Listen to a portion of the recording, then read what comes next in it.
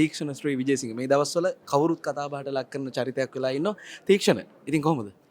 ඉන්න ඉතාම හොඳින් ඉන්නවා. තීක්ෂණ ඇත්තට මට මේ දැනගන්න කැමතියි.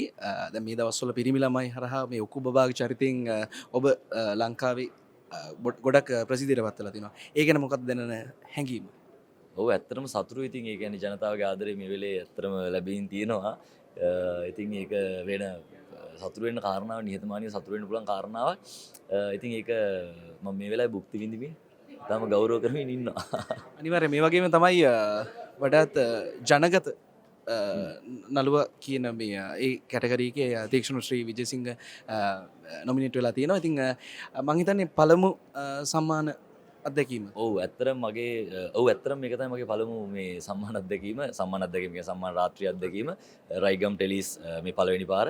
ඉතින් නොමිනේට් වෙලා තියෙනවා ජනගත කියලා කැටගරි එකට.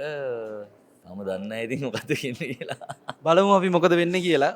සාමාන්‍යයෙන් තමන් කරන දේට උපරිම සාධාරණයක් ඉටු කරන තීක්ෂණ ශ්‍රී විජේසිංහ. ඉතින් මේ වෙලාවේ ජනයා ප්‍රිය කරන පුද්ගලෙක්. ඉතින් අපි ඔබට සුබ පතනවා ඔබේ අනාගත හැම දෙයක්ම සාර්ථක වෙන්න කියලා. අපි හැමෝම වෙනවා.